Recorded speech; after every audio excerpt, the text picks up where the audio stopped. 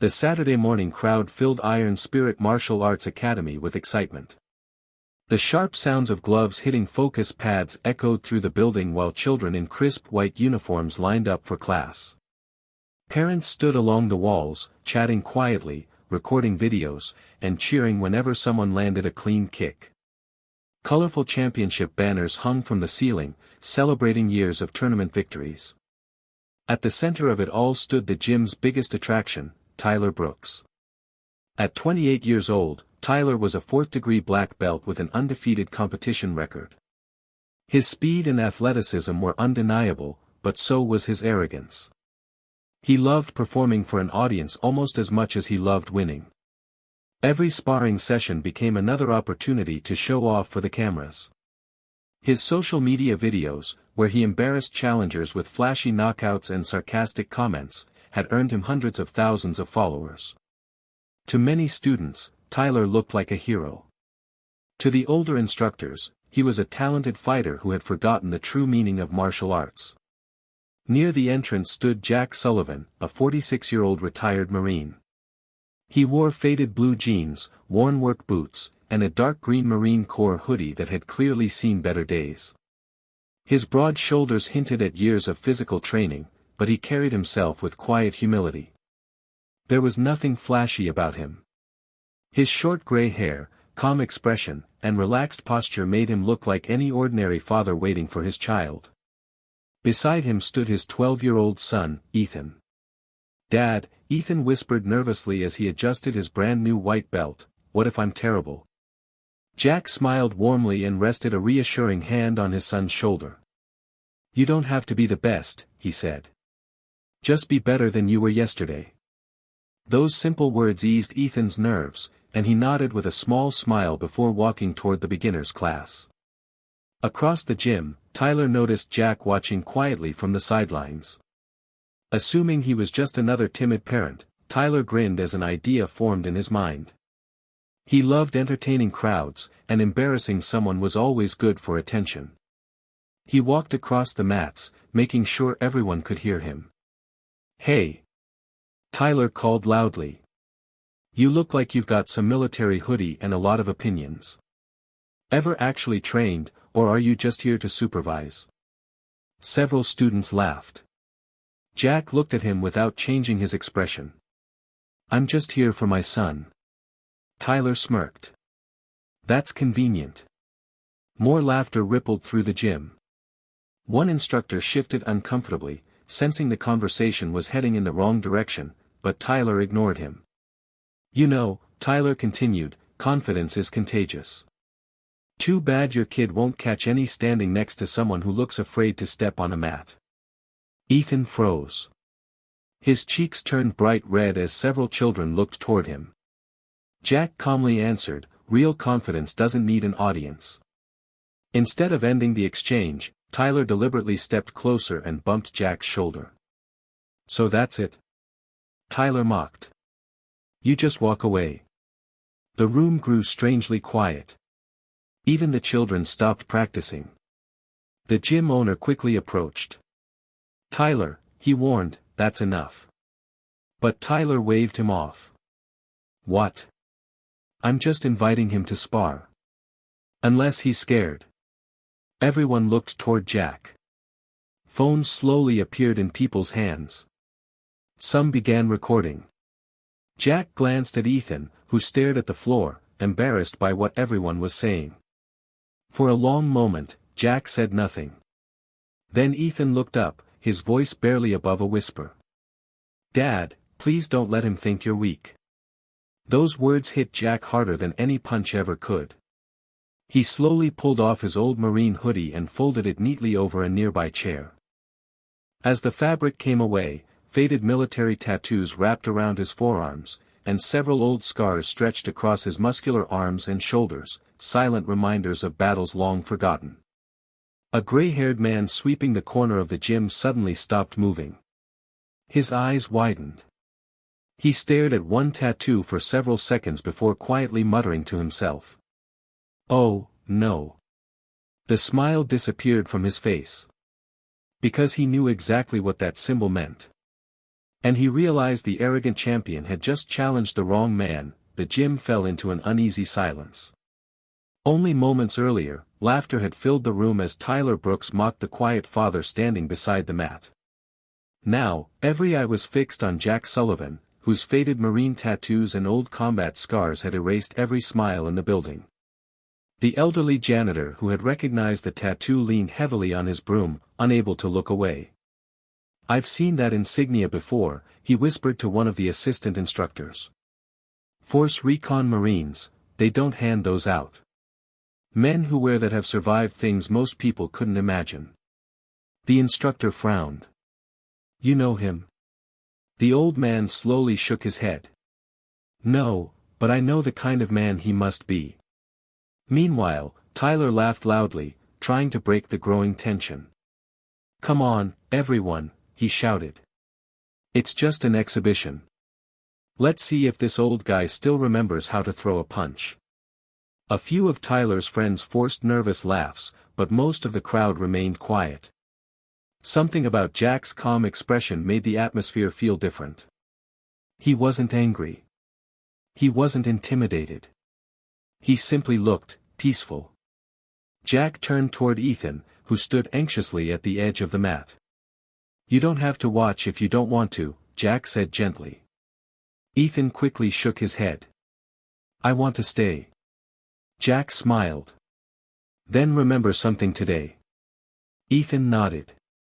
"Strength isn't about hurting people. It's about protecting them." Those words stayed with Ethan as Jack slowly slipped off his wedding ring. He looked at it for a brief second before placing it carefully into Ethan's palm. "Hold on to this for me." "I will, Dad."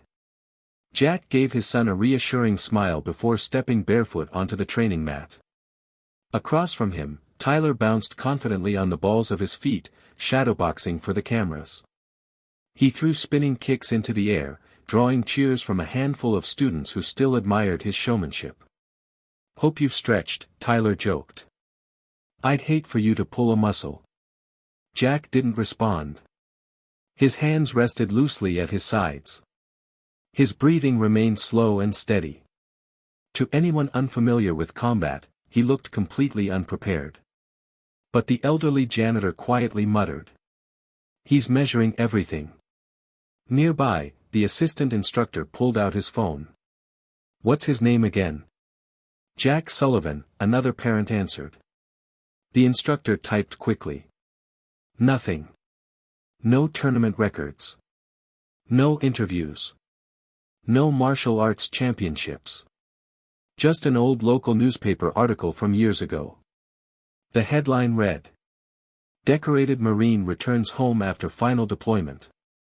The article mentioned several military honors but gave almost no details about his service. The assistant instructor scrolled farther but found nothing else. It was as if Jack had disappeared from public life. "That's strange," he whispered. The janitor looked over his shoulder. "Some heroes don't want to be remembered." The referee stepped between the two men and raised both hands.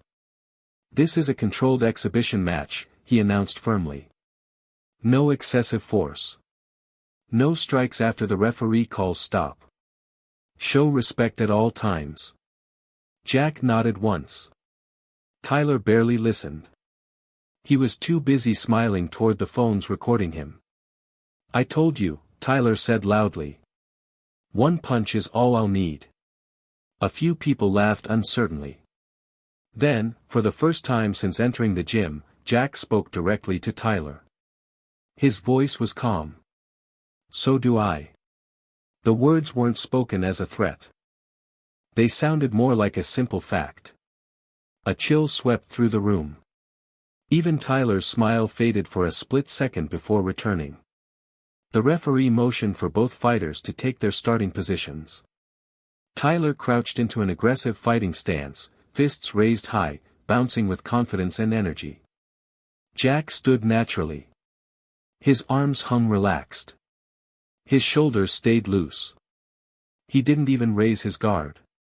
Several spectators exchanged confused looks. "Why isn't he defending himself?" someone whispered. The old janitor quietly answered without taking his eyes off Jack. Because men like him don't waste movement. The referee looked at both fighters one final time. Ready? Tyler grinned. Jack nodded. The referee's hand sliced downward. Begin. Before anyone could blink, Tyler exploded forward with incredible speed, launching himself across the mat with a powerful combination designed to overwhelm his opponent before he had time to react. The crowd gasped. Ethan's heart pounded. But Jack didn't move. Not even an inch. And that terrified the only people in the room who understood exactly what they were witnessing. Tyler Brooks exploded across the mat the instant the referee signaled the start. Years of tournament experience had made him lightning fast. His feet barely touched the floor as he closed the distance between himself and Jack Sullivan. The crowd gasped, expecting the older man to panic or at least raise his guard. Jack did neither. He stood calmly, his eyes fixed on Tyler's shoulders instead of his fists. His breathing remained slow and controlled, as if the chaos around him didn't exist.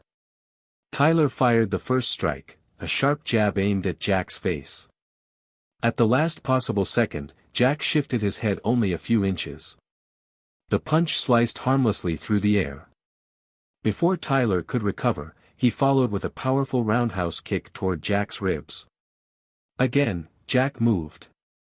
Not with dramatic speed or flashy footwork, but with a tiny step backward that caused the kick to miss by inches. The audience fell silent. Tyler frowned. He attacked again. A left hook. A spinning back kick. A straight right hand.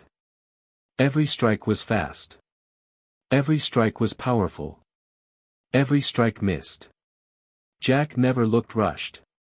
He didn't waste energy with big dodges or acrobatic movements. Each step was small, precise, and perfectly timed. To the untrained eye, it almost looked like Tyler was simply missing on his own. From the corner of the gym, the elderly janitor smiled faintly. "He's making the boy tire himself out," he murmured. One of the assistant instructors stared in disbelief. "I've never seen anyone move like that." "Because you're not watching a tournament fighter," the old man replied quietly. "You're watching someone who learned to survive." Meanwhile, frustration began creeping into Tyler's face. This wasn't supposed to happen. He had expected applause after every combination. Instead, the crowd had stopped cheering altogether. The only sounds in the gym were Tyler's heavy breathing and the squeak of bare feet sliding across the mat. He glanced around and noticed something that made his stomach tighten. The cameras were no longer focused on him. Every phone was pointed at Jack. Tyler's pride couldn't accept it. With a loud shout, he rushed forward again, throwing a relentless barrage of punches and kicks, hoping one would finally break through. Jack continued to evade them effortlessly. His expression never changed. His heartbeat never seemed to rise. Watching from the sidelines, Ethan realized something. His father wasn't trying to win. He was trying to avoid hurting Tyler. "Dad!" Ethan whispered under his breath. Tyler finally stepped back, breathing hard. Sweat dripped down his forehead as anger replaced confidence. "You think you're better than me?" he shouted. Jack answered calmly. "No." "Then fight." "I am." The simple reply only fueled Tyler's rage. With a roar, he planted his feet and launched the strongest punch he had ever thrown in competition, a devastating overhand right capable of knocking out experienced opponents. The spectators watched in horror. There was no room for Jack to retreat. For the first time since the match began, Jack moved forward. Just one step. His timing was perfect. Instead of meeting force with force, he slipped inside Tyler's swing before the punch reached full power. At that exact moment, Jack's right fist traveled only a few inches. No wind-up. No dramatic swing. Just one short, precise punch delivered directly to the center of Tyler's chest. The sound echoed through the silent gym. Thump. For a heartbeat, nothing happened. Tyler blinked in confusion. Then all the strength left his legs. He stumbled backward, struggling to breathe as his balance disappeared. His knees buckled, and he crashed onto the mat, staring at the ceiling in complete shock. The referee rushed between them. "Stop. Match over." The entire gym stood frozen. Nobody clapped. Nobody spoke. Several students replayed their recordings, unable to understand what they had just witnessed. Frame after frame showed the same unbelievable moment. Jack's fist had barely traveled 6 inches. Yet one perfectly timed strike had ended the fight instantly. Tyler lay on the mat, taking slow, steady breaths. He wasn't unconscious. He wasn't seriously injured. He was simply stunned. Jack immediately stepped forward and knelt beside him. "Can you breathe?" he asked calmly. Tyler nodded weakly. Without hesitation, Jack reached out his hand. After a brief pause, Tyler accepted it. Jack pulled him gently to his feet. "There you go," Jack said quietly. There was no celebration. No raised fists. No victory pose. Only respect. Tyler lowered his eyes, ashamed for the first time in years. Before anyone could say another word, the front doors of the gym slowly opened. An elderly man wearing a dark Marine Corps blazer walked inside. The moment he saw Jack, he stopped in his tracks.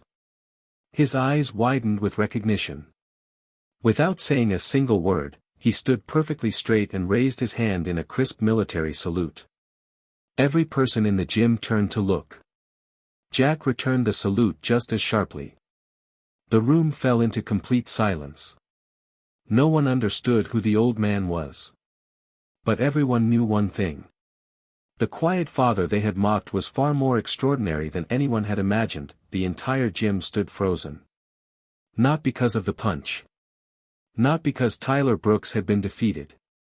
But because an elderly man wearing a dark blue Marine Corps blazer had just walked through the front doors and rendered a flawless military salute to the quiet father everyone had underestimated.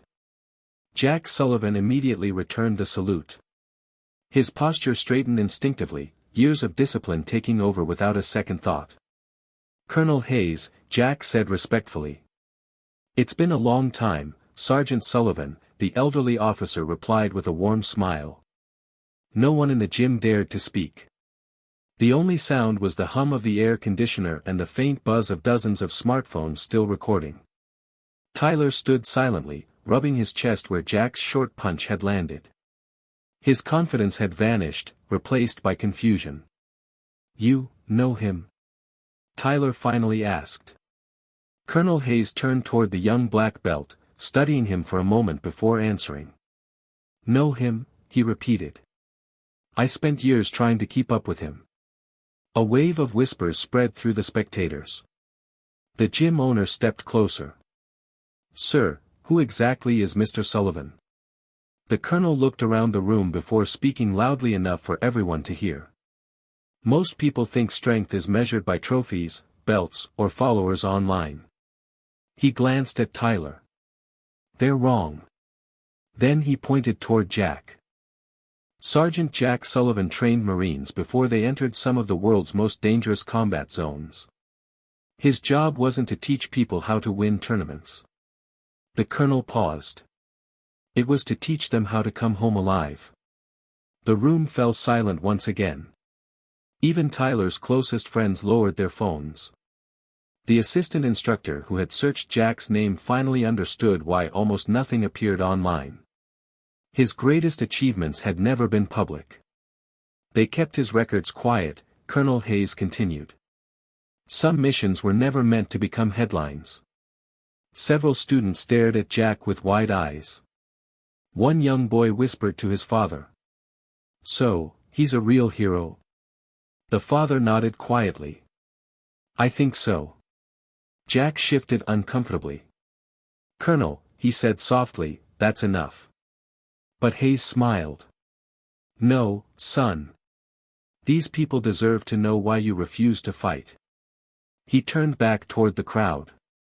Years ago, Jack could have stayed in the Marines for another decade. Promotions were waiting for him. Leadership positions. Honors. The colonel's expression grew solemn. But life had other plans. Jack looked down at the floor. Everyone noticed. Hayes continued carefully. While Jack was deployed overseas, his wife, Emily, was diagnosed with an aggressive illness. A hush swept across the gym. He came home the moment he could. The colonel sighed deeply. He spent every day by her side until she passed away. Ethan quietly lowered his head. He had heard the story before, but it still hurt. After losing the woman he loved, Hayes continued, Jack made the hardest decision of his life. He left the military. Several people exchanged surprised glances. Not because he was tired. Not because he was afraid. But because his little boy needed a father more than the Marines needed another instructor. The word struck everyone in the room. Tyler slowly looked toward Ethan, who stood proudly beside his father. For the first time, Tyler realized he hadn't challenged an ordinary parent. He had insulted a man who had sacrificed both a military career and personal recognition simply to raise his son. Jack finally broke the silence. I didn't leave because I was brave, he said quietly. I left because my son had already lost one parent. He placed a gentle hand on Ethan's shoulder. I wasn't going to let him lose the other. Several parents wiped tears from their eyes. Even the toughest students looked away, overwhelmed by the emotion. Tyler swallowed hard. Every sarcastic comment he had made replayed in his mind. The jokes. The insults. The shoulder bump. The humiliation. He suddenly felt ashamed. Slowly, he walked across the mat until he stood directly in front of Jack. Without hesitation, Tyler bowed deeply. The gesture was sincere. I'm sorry, he said, his voice shaking. I judged you by your clothes, your age, and your silence. Jack looked at him for a long moment. Then he returned the bow. It takes more courage to admit you're wrong than to win a fight. Tyler looked up. I forgot why I started martial arts. Jack smiled gently. Then remember today. The room erupted into applause, not for the fight, but for the lesson everyone had just witnessed. As the applause faded, Jack surprised everyone. He turned to Tyler and asked. What are you doing next Saturday morning? Tyler blinked in confusion. I don't know.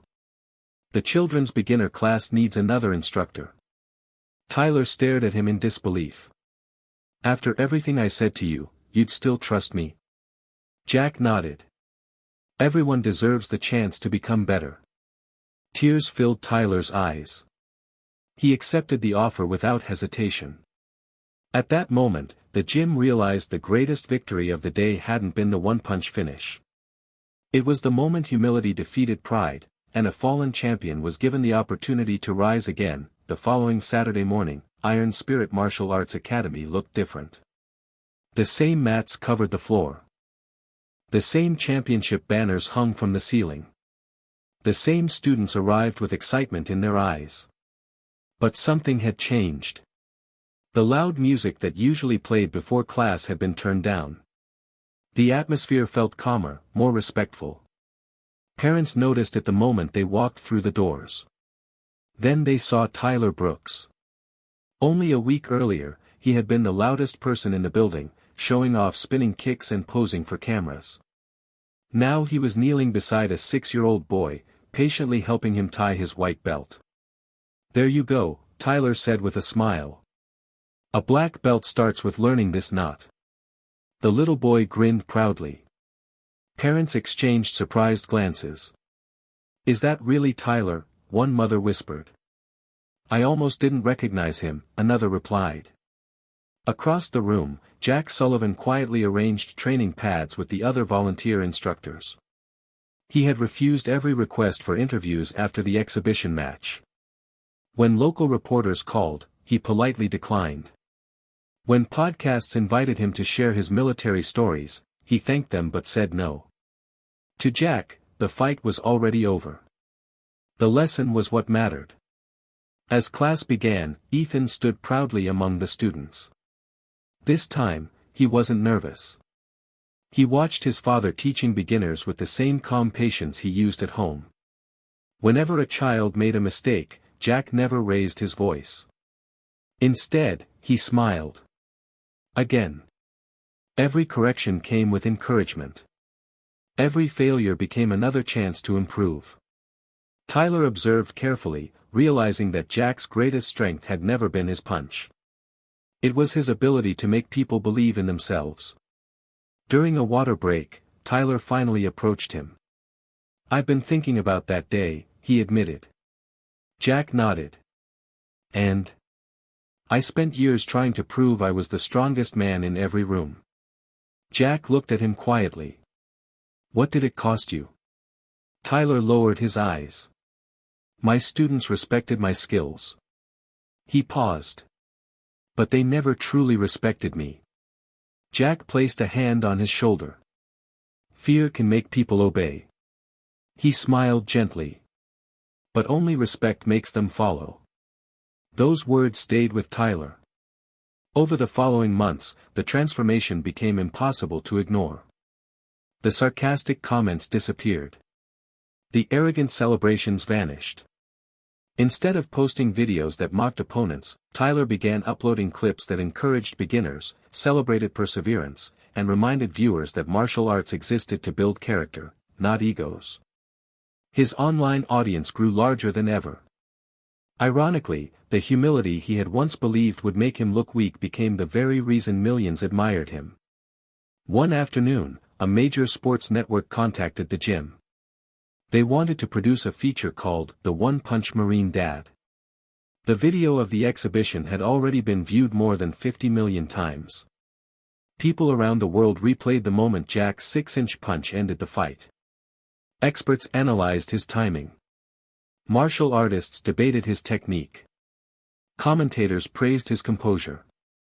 But what surprised everyone was the audience response.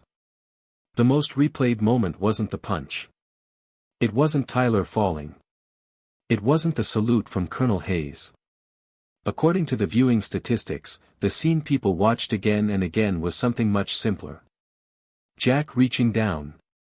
Offering Tyler his hand. And helping him back to his feet.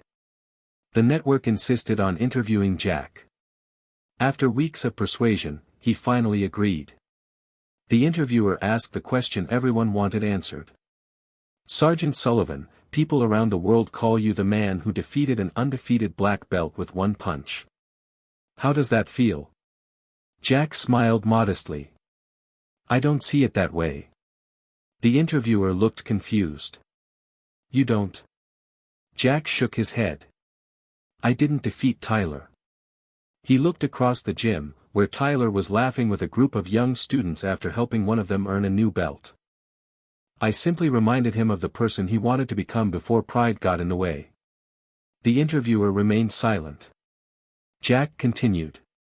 "A punch lasts 1 second." He glanced toward Ethan. "But the lesson behind it can last a lifetime." Months later, the gym held its annual graduation ceremony. Families packed the building as students received new belts. When Ethan's name was called, he proudly stepped forward to receive his yellow belt. The loudest applause came from Jack. Standing beside him, Tyler clapped just as enthusiastically. As Ethan returned, he hugged his father tightly. "I hope I'm as strong as you someday," he whispered. Jack smiled and knelt beside him. "You already can be." Ethan looked puzzled. "How?" Jack pointed toward the children celebrating together, regardless of who had won or lost. "Real strength isn't about knocking someone down." He looked at Tyler, who was helping another beginner adjust his belt. "It's about lifting people up after they fall." The entire gym rose to its feet in applause. Not for the retired Marine. Not for the former champion. But for the lesson they would never forget. From that day forward, a simple wooden plaque hung near the entrance of Iron Spirit Martial Arts Academy. Every student read it before stepping onto the mat. It read: "The strongest person in the room is not the one who throws the hardest punch, but the one who has the wisdom to use it only when necessary, and the kindness to help others rise afterward." And every time a new student asked about the plaque, someone would smile and say, "It all started with one punch, but it was the act of forgiveness that changed everything."